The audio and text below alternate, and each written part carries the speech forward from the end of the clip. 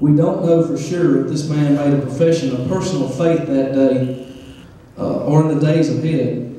But what we do know is he was there. He saw everything that took place during Jesus' final hours. Today we will see what he saw. I introduce to you the soldier who was in charge of Jesus' crucifixion.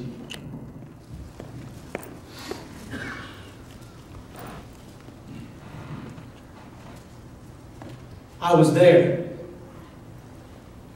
I am the man who was in charge of the crucifixion of Jesus Christ of Nazareth. Today, I want to tell you what I saw with my eyes, what I heard with my ears, what I felt in my bones. Jesus was bound, and he was brought to Pilate, my master. He was brought like a madman.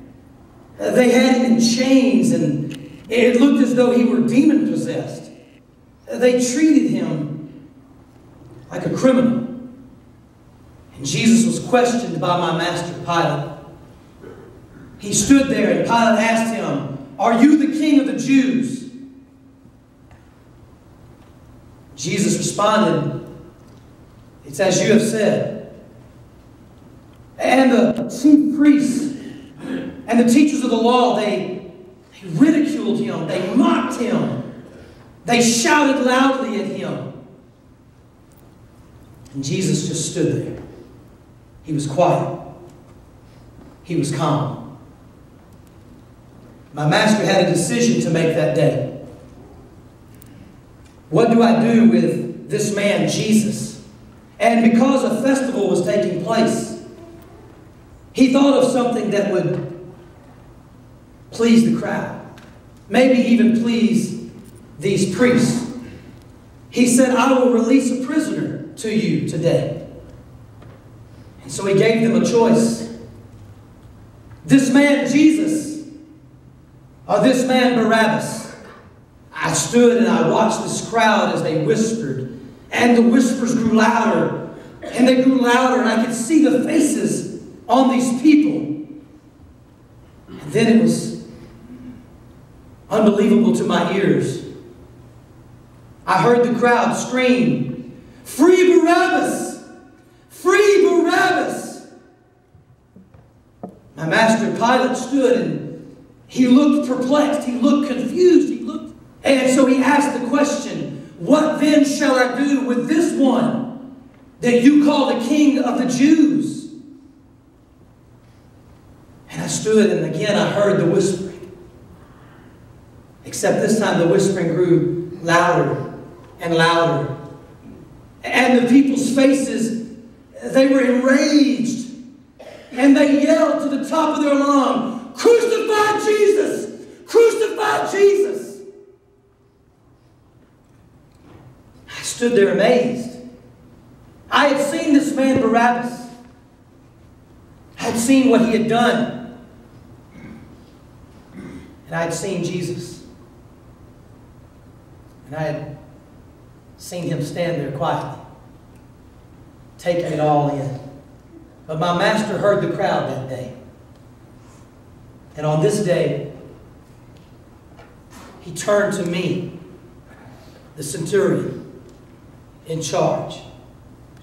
And he said, "Take him, flog him, and crucify him." I'm a soldier. I do what I'm told to do. I follow the orders of my superiors.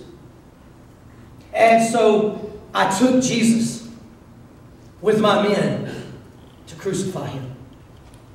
And the soldiers I watched as they were with Jesus, they took a purple robe and they placed it around him. And I saw them craft and construct and twist a crown of thorns and shove it on his head. And then I watched them as they hit him. And they spit on him. And they mocked him. And I stood there. And I did nothing. I watched this man who was marched into the palace. I listened to the crowds. I heard everything. I saw everything. And he was humiliated. He was tortured. And so we led Jesus through the streets to the place called the Skull. And as Jesus was carrying his cross, his body was torn, ripped. There was so much blood. So much blood. Pain. And he had a hard time carrying this cross. And so Simon the Cyrene was forced to carry the cross with him. And they made it to this place called the Skull in Golgotha. And there we crucified him. We crucified Jesus Christ, the King of the Jews, this man from Nazareth. We drove nails into his hands and into his feet, and again, blood. So much blood. Pain. So much pain. And we took the cross that Jesus was on, and we raised the cross up high so that everyone could see. And the cross slammed into the ground, and his body hung on the cross, bound by the nails that we drove through him. My soldiers stood next to the cross, and I noticed that it seemed as though they were playing a game. That the soldiers were actually casting lots. Casting lots because they had taken this man's clothes and they had torn them and divided them, and they were giving them to each other based on the lots. Again, I stood there and I watched this man as he hung on the cross. I saw his eyes as he looked from place to place, as he searched person to person. And this man, he stood there in front of Jesus, and I noticed because of his clothing, he was the chief priest. And I saw some other men come behind him. They stood there and they mocked Jesus. They mocked him. They ridiculed him. If you are truly the Son of God, then come down from your cross. If you're truly the Son of God, then change all of this. And Jesus, he took it. He took the nails. He took the pain. He took the insults. He took the vile passions people were hurling at him that day. And then I heard something from the cross. This man, Jesus, who hung on the cross, he looked up as if he were looking to the heavens. And he cried out, my God, why have you forsaken me? I tried to take it in. I tried to wrap my feeble mind around what he said. Did God really hear this man? Did he really hear this man on the cross when he cried out, why have you forsaken me? And then something happened. It was around noon, and a sudden darkness fell upon the land. It only lasted a few hours, but it seemed like an eternity. And then I saw him. I moved close to the cross, and I heard it. He breathed in.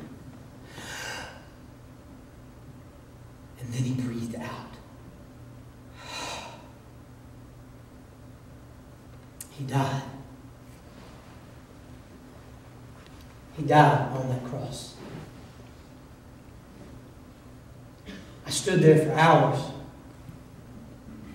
I was doing my job.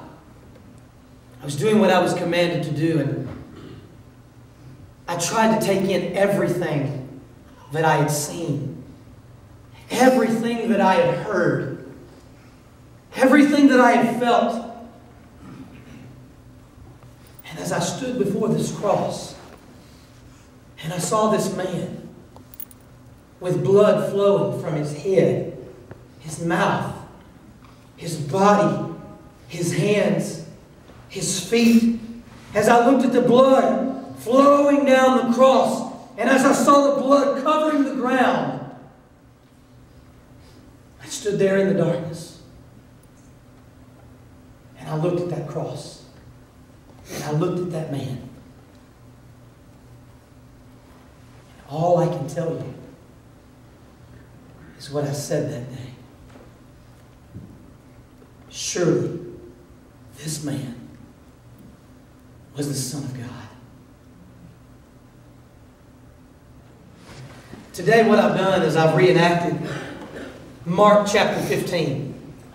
I know I haven't done it justice. I know that I am just some guy from Stark, Louisiana. But I wanted you to see what this man saw. And there's something important that we need to know today. Something important that we need to understand. This man made a powerful and truthful statement. He saw everything that took place. He felt, he knew everything that took place. And his last statement is truthful. Surely this man was the Son of God. But I can't tell you today how much further this man went in his personal encounter with Jesus that day. I can't tell you that this man made a profession of faith that day. He made a truthful statement. But you want to know something? It doesn't really matter to me today what decision this man made. Yes, he spoke truth. But his personal decision doesn't make a difference in my life today or your life today. Do you want to know what really matters today? It's not did this man make a profession of faith or not. Do you want to know what really matters today? Have I trusted in Jesus Christ as Lord and Savior? What have I done with Jesus Christ personally today? That's what really matters. And for you today, it doesn't matter what Brother Jeff has done in his personal life today. You know what matters for you? What have you done with Jesus Christ today? What personal decision have you made with Jesus Christ? And so I want to tell you today, the only thing that matters for me, the only difference in my life is the difference Jesus made, because that personal encounter that I have had with Jesus Christ, accepting Him as the Lord and Savior of my life, that is the one and only thing that will make a difference in my eternity.